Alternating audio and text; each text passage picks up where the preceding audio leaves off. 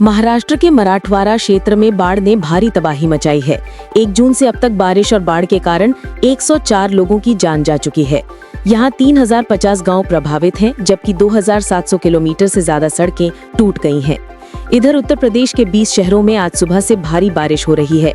मथुरा और श्रावस्ती में सड़कें तालाब बन गई। मथुरा गेट थाने में 2 फीट तक पानी भर गया, जिससे पुलिसकर्मी अंदर ही फंस गए। हापुड़ में तेज हवाओं के साथ हुई बारिश से रामलीला मैदान में रावण और मेघनाथ के पुतले गिर गए।